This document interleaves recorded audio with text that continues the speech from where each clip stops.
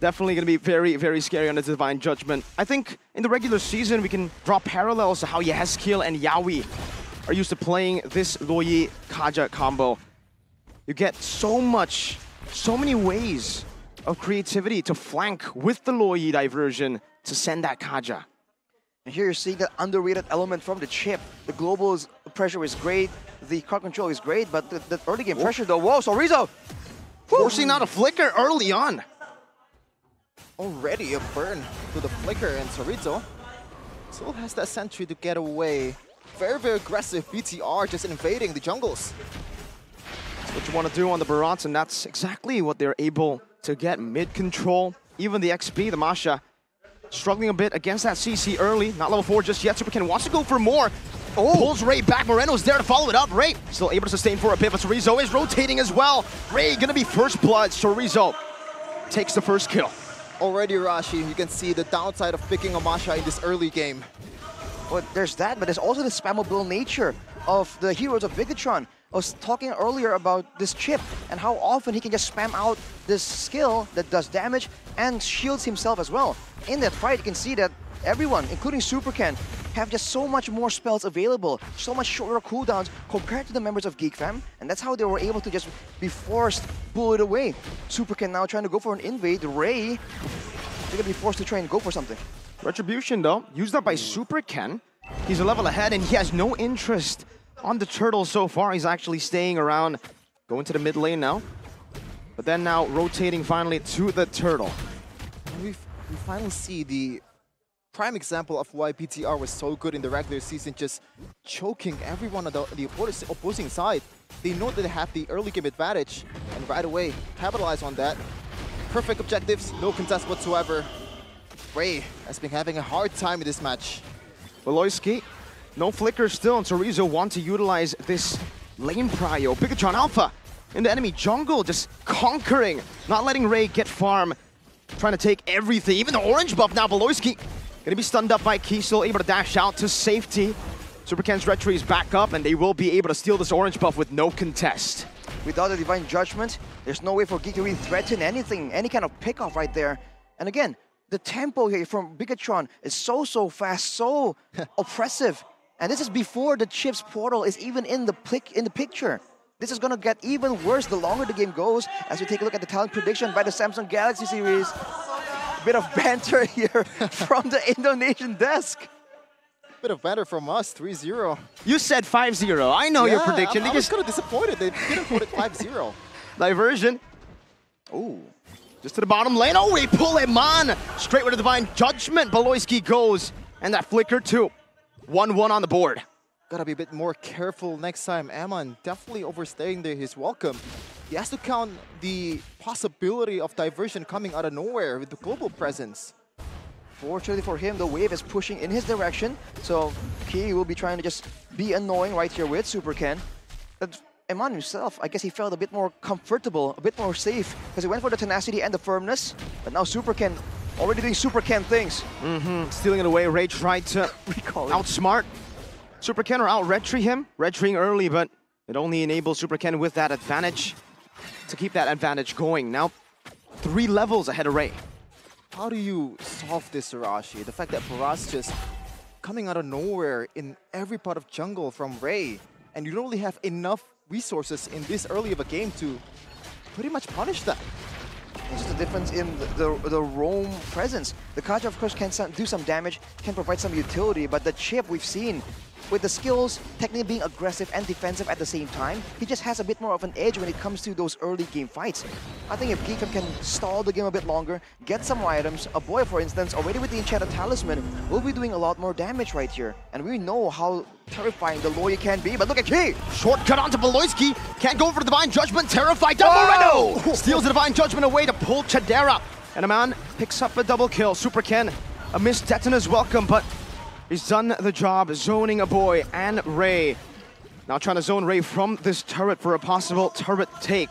Look at Luke though, instantly shoving up top, trying to get a trade as well. Ray, I don't think he'll be able to really look for that bait for that Spear of Destruction, but they were able to defend that turret. Extremely strategic, extremely robotic, the way they execute these team fights. They know their strength, and they play it to their favor. Bigetron Alpha, they know. They want to get their revenge after what happened in the last season's playoffs. They're trying to make sure that they have full control right here. Oh, diversion no. though. Spotted. Oh my god. Flicker Divine Judgment. Baloyski finds Moreno. A bit of revenge for stealing his Divine Judgment earlier. It looks quite bad when Ken is on the bush, but it's Baloyski, man. He knows where everyone is, and right away flickers towards the preferred target. But look at the result though. It was a pick-off by GAME1, but they lose 2 turrets in the process. We talk about tempo. It's not only about fights, it's also about the lanes and how far and how fast they're pushing. The control is very much in the hands of Bigetron, and you can see an inkling of what they're trying to do. They won't be going to invade for the jungle of Ray again just yet. They're looking towards the mid lane right here, and they're putting a lot of presence, a lot of emphasis in trying to protect Eman right here. This is where in the mid game, with some items, this carry can do a lot of damage. Key is just making sure that no diversion, crazy play will happen for now. Now, they're just waiting for the power spike, I believe, from Luke, because so far, he's just nowhere to be seen in every team fight. Oh, he hasn't died yet, but Eman, oh! Diversion into the bottom lane. The short kill can be placed as well, but Eman will lose his life. Now Moreno joins in the fray. Chorizo trying to look for some damage. Super Ken going back as well. Chorizo finding Baloy.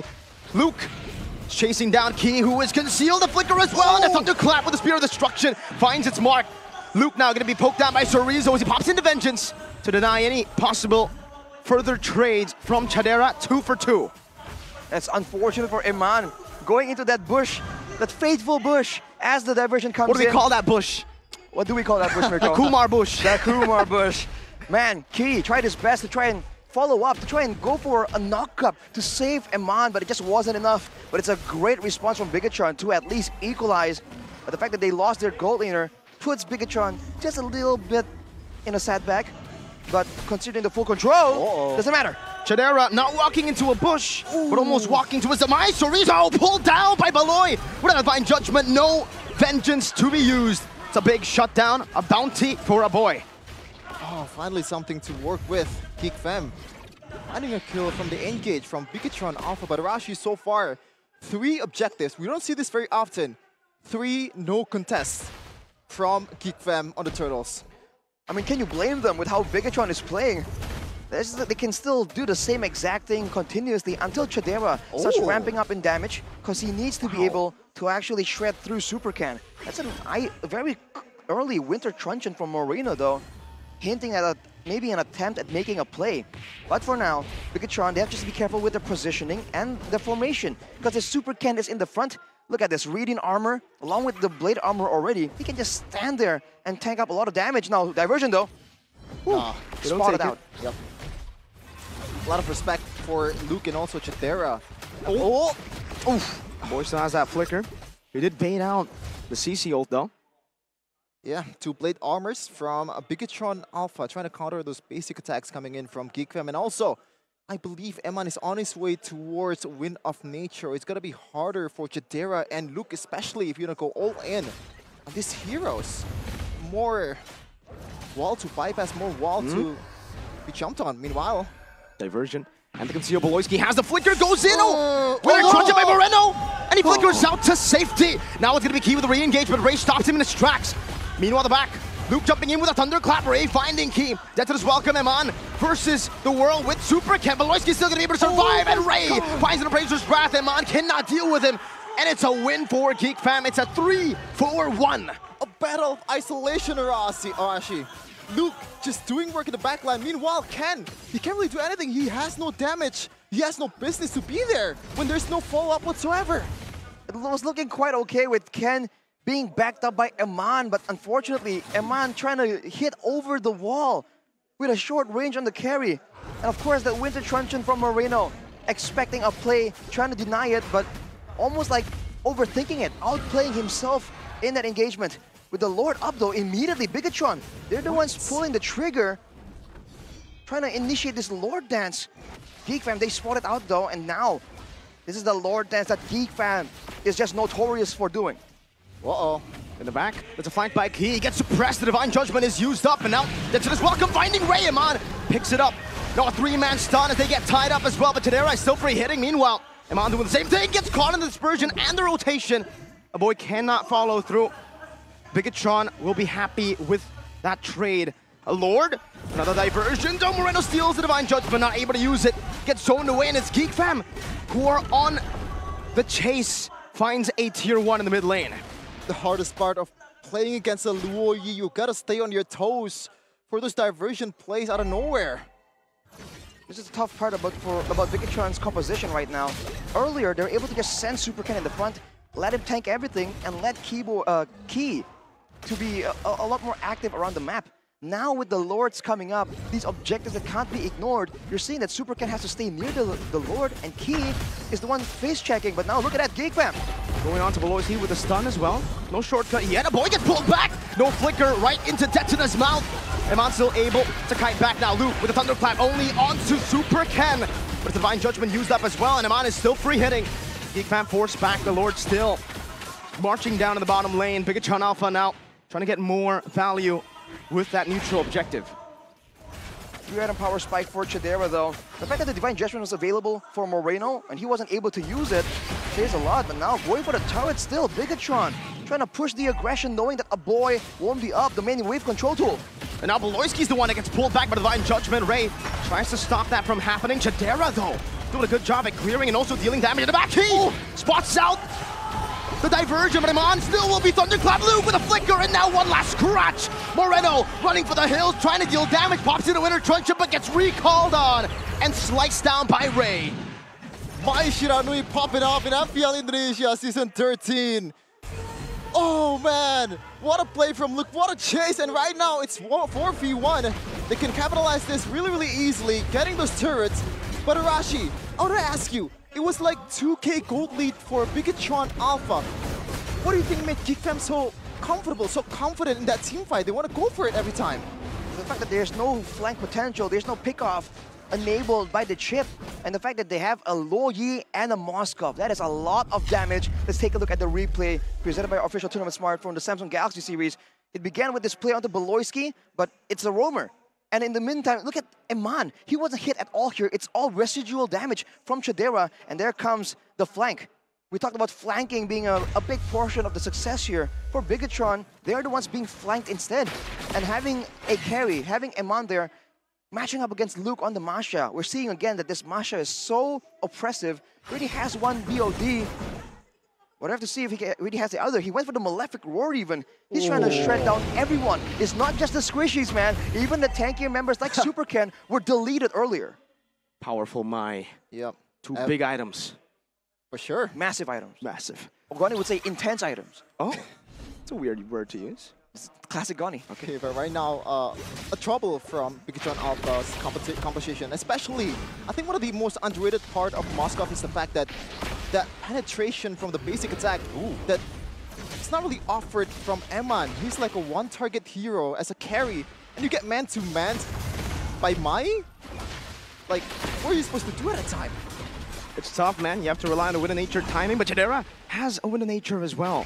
Cerezo's got to respect this. Beloy has the flicker, and is already posturing up.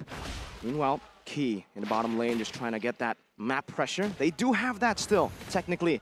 But Geek Fam can technically also parallel and mirror that map pressure play with a Spear of Destruction. And Luo Yi jumps in now with a shortcut place down as well. They go on to Ray, but Moreno is going to be caught under clap used up, and Eman secures the Lord. Now Divine Judgment, lock Key down with Bigetron Alpha. They still want to fight this. Key with Immortality pop.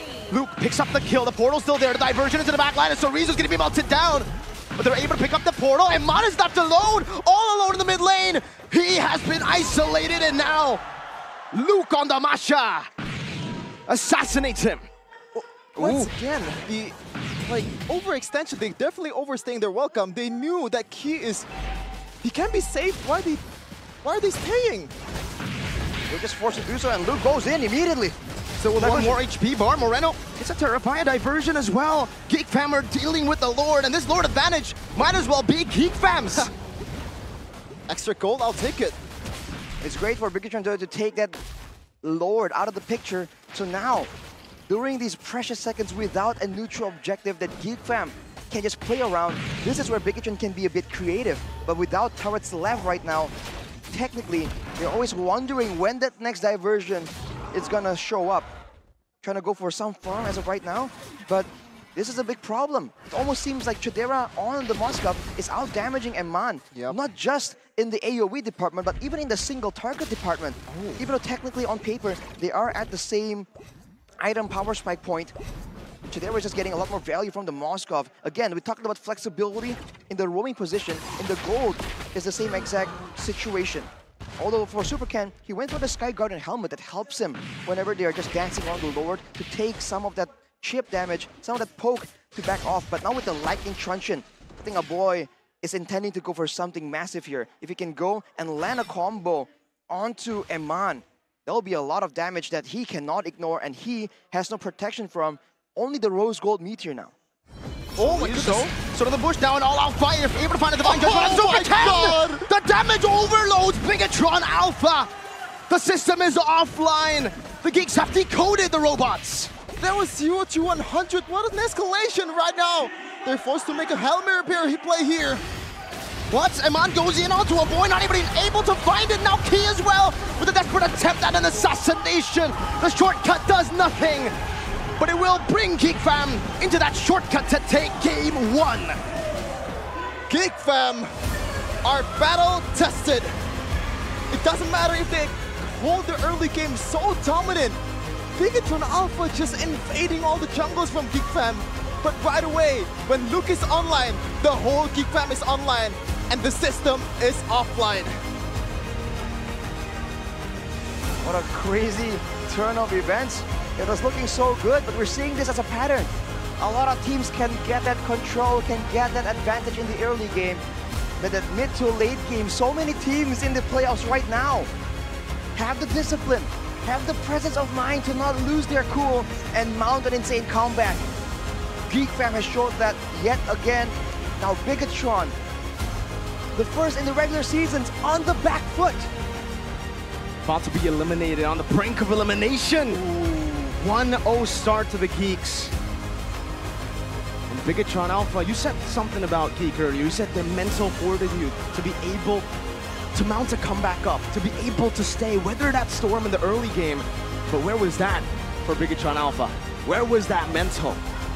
Once again, that might be the same story over and over again. Bigetron Alpha just somehow crumbles when it matters the most. Over the few seasons of MPL, when they got to playoffs, that regular season dominance somehow just can't be replicated. Game highlight, targeting well from Luke brings Geek's attempt to avenge BTR in Game 1 to naught. Geek Fam, man. Luke, we talked about how this guy likes to be aggressive. Mai is just such a great fit for him, and he just knows exactly how to be annoying. On the X-Broke, the last insanity is to zone everyone away. On the Masha, not much different. That last sequence was just insane. We saw that Bigetron spotted the diversion. It seems like they were setting up for a play, but they got completely ran over. They stood in that diversion. They knew about it, right? They thought it was going to be a fake. Turns out they took it full force. 5 members took the diversion. It was an all-in gamble, and they won it. It's the mental game, man. They didn't expect it. That's why they went for it. Oh my god, that was, you know, without exaggeration, that was one of the play of tournament so far. That diversion in the late game. Come on, man. Really? Kun, play of the tournament so far? So far, one off. One off. The play of the tournament is definitely Dreams' implosion for me. Okay. The 4-man yesterday. Yep. Also onto Bigetron. Yeah. So Bigetron are always participating in the best plays of the tournament so far, but Yeah. not on the doing Always on end. the receiving end. Man, it's almost like there's a mind game here from Geek Fam, right? They show the diversion, and then sometimes they don't go for it, but sometimes, when you least expect it, the whole team shows up. And man, take a look at the big man, Luke himself, MVP for this game.